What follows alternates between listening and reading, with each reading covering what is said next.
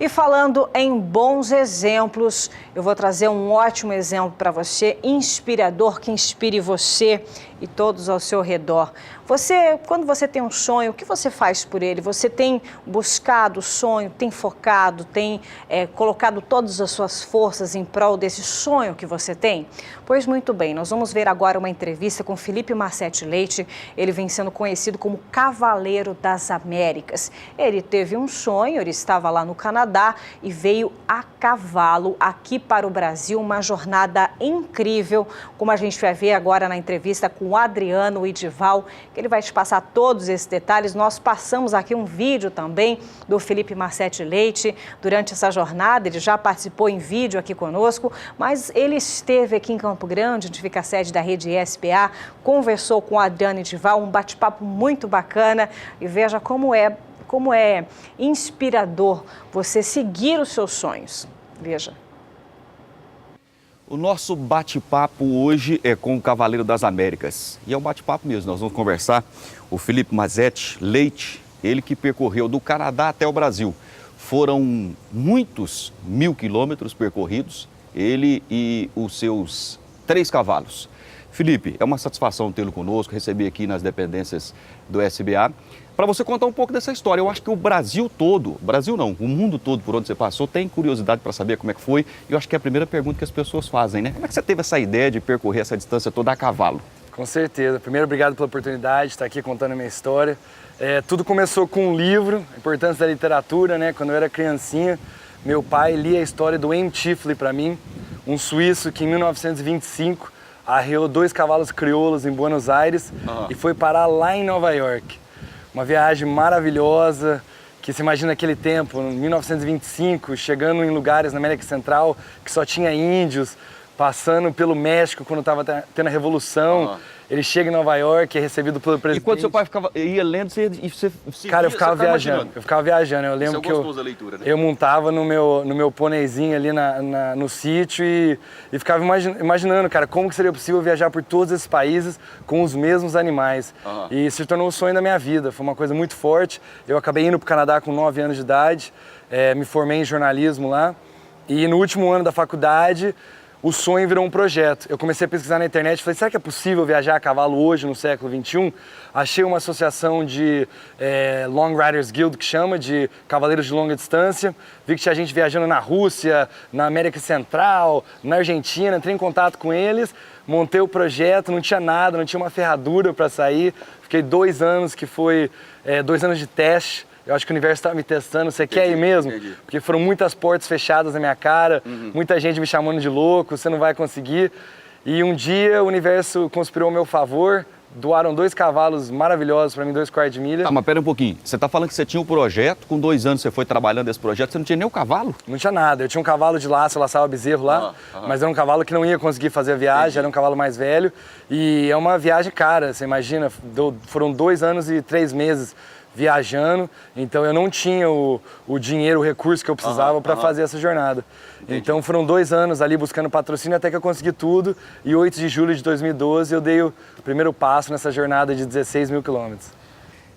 Aí você começou no Canadá, veio percorrendo. Na época que você saiu de lá, estava frio ou calor? Calor, muito calor, 40 graus, foi bem sofrido pra gente. Principalmente para os animais? Principalmente para os animais. A gente tinha que tentar sair bem cedo, antes do sol nascer já, parar depois, antes do almoço, descansar, tirar a sela, esperar a tardezinha para continuar. Muita água, muito soro para os cavalos, vitamina, cuidar deles como os filhos, porque senão não chega, né? Felipe, qual foi a maior dificuldade que você enfrentou? Por exemplo, quando você sai, existe um período de adaptação. Claro. Você vai caminhar os primeiros 10 dias, 15 dias, tem uma adaptação. Aonde foi a parte da viagem que você achou mais difícil? Cara, o começo, que nem você falou, é bem difícil você se adaptar, ficar 8 a 10 horas em cima de uma cela, dormir em cima dos bacheiros, ficar vários dias sem tomar banho quando você está no meio do nada, comendo muito pouco, passando fome, passando sede, cuidando dos animais. É difícil você adaptar a essa vida. muito difícil, porque a gente não está acostumado com isso. Porque tem lugar que tem a receptividade é de um jeito, de outro lugar as pessoas são meio arredias, não é? Ou você não passou por isso? Não, o que eu vou falar para você é que eu aprendi nessa viagem é que 99% das pessoas são boas. Certo. Todo dia que tinha alguém, nos 10 países que eu passei, eu fui recebido como um familiar. Entendi. É maravilhoso. Só que o problema é que você viaja só 30 km por dia. Entendi. Então, pra você chegar de uma cidade para outra, Entendi. às vezes você demora 10, 15, 20 dias. E aí então, você tinha que dormir no percurso. Então, quando você está no meio do nada, você acha uma árvore para amarrar os cavalos, arma a barraquinha e dorme. E agora, a parte mais difícil mesmo da viagem para mim foi a América Central. Eu tive que ficar em casa de narcotraficante, vi gente morta por tiro, presenciei um cara tentando matar sua mulher, passei muito medo, era muito quente, lugares que as pessoas tinham muito pouco. Então, você vendo ali a maneira que as pessoas vivem é bem triste, sabe? Ver que os países estão em guerra também foi bem difícil, não só fisicamente, mas emocional também. Foi bem difícil, bem difícil. Foram 16 mil quilômetros percorridos, um pouco mais que isso. E perigo? Você passou algum perigo de vida? Que a sua vida correu risco assim em alguma situação? Passei, cara. Em Montana a gente estava cavalgando de manhã, bem cedinho, num lugar que também não tinha nada, no meio do nada. E de repente os cavalos empacaram, não queriam andar, ficaram bem agitados, querendo voltar e eu sem entender por quê. Roseta, vamos, e eles sem querer ir. De repente eles pararam assim, ficaram com as orelhinhas bem apontadas para frente. Você viu que estava olhando alguma coisa. Eu falei, algo bom não vai ser, né? De repente sai um urso pardo. Ele sai do lado esquerdo, assim, da onde a gente estava, passa na nossa frente, olha pra gente e continua correndo. É o momento mais assustador da minha vida. O urso pardo, ele é maior que um touro de rodeio. Quando ele levanta, ele fica maior de 5 metros. Ele corre a 40 km por hora, escala a árvore e nada. Então, é quase impossível escapar dele. É quase impossível escapar dele. E tudo entrou em câmera lenta. Eu tremia, cara, demais. Depois que ele sumiu, eu desci dos cavalos. Fiquei muito nervoso. Mas, graças a Deus, os cavalos salvaram a minha vida. Porque eles cheiraram o urso muito antes de eu ver ele e pararam. Se a gente tivesse continuado, ele ia sair e pegar... coincidir, né? Ia pegar a gente em cheio. Então esse foi um dos... Mas é interessante a gente conversar isso, porque tem muita gente pelo Brasil, pelo mundo afora, que de repente teria ou tem a vontade de fazer o que você fez. Eu, por exemplo, acho incrível essa história, eu acho que é muito emocionante, é gostoso, tem os intempéries que você passou pelo caminho, mas é gratificante e você acaba servindo de inspiração para outras pessoas. Eu creio que logo nós vamos saber de alguém que... Mas essa viagem sua foi muito longa, acho que desse jeito é difícil, né? Então, cara, é muito legal. Quando eu saí para fazer essa jornada, eu fui atrás de um sonho. Eu não fiz, se eu falar para você que eu fiz para inspirar as pessoas, é mentira. Eu fiz por mim, pelo Felipe, eu queria, era o sonho da minha vida. Felipe, na verdade você teve a ideia de escrever um livro. Você lembrou da história que seu pai contou, falou, vou escrever um livro. Eu também vou escrever o livro. E o legal é que quando eu cheguei, eu vi essa dimensão, que a viagem acaba inspirando as pessoas. Uma coisa que eu nunca imaginei. E não só pessoas que vão um dia fazer uma viagem a cavalo. Eu converso com pessoas que querem estudar veterinária, pessoas que querem ser jogador de futebol, pessoas que têm um sonho de viajar o mundo de moto, que às vezes tinham medo, tinham receio, mas lendo meu livro, vendo da minha história, eles começam a ver que os medos que a gente tem na nossa cabeça antes de dar o primeiro passo são muito piores do que o que vai acontecer na jornada. Então a viagem acaba inspirando pessoas de todos os lugares do mundo, de todas as profissões, não são só as pessoas que gostam de cavalo, que querem fazer uma viagem a cavalo, mas todo mundo que tem um sonho.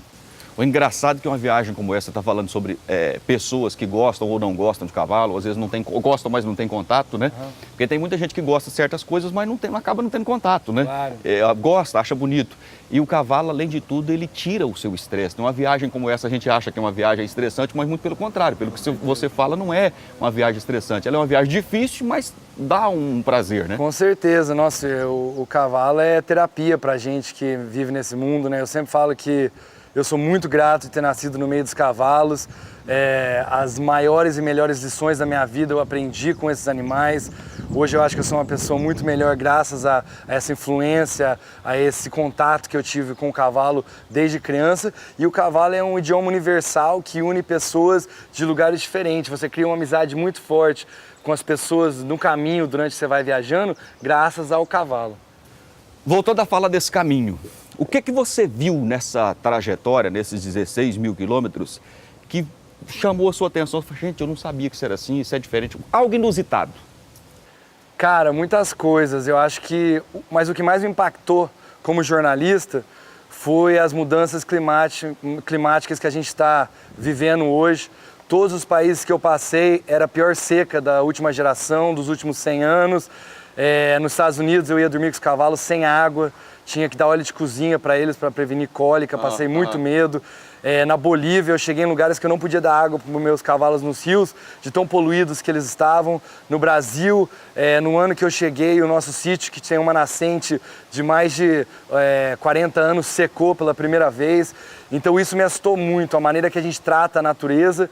E o que a gente está enfrentando hoje, as pessoas que plantam, as pessoas que tinham gado, que tinha cavalo, sofrendo muito pelas essas mudanças climáticas, essas secas que a gente está vivendo hoje, por causa da maneira que o ser humano trata o nosso universo. Muito triste. Me conta uma coisa, você falou que pegou calor, pegou dificuldade, falta d'água, e você pegou período de frio também? Peguei no sul do Texas, peguei -10, muita neve. Como é que faz pra dormir no frio? Você acampar? Então, não dá para acampar no frio, porque você vira um picolé. Então, quando você está num lugar muito frio, você tem que estudar muito bem o mapa e conversar muito bem com as pessoas para poder chegar em algum lugar toda noite. Entendi. Já dormi... Sempre dormia abrigado? Dormia abrigado. Já dormi em lugar frio, mas você sofre muito e tem o medo de literalmente morrer. Então, você tem que sempre prevenir e tentar chegar em alguma casa. Entendi.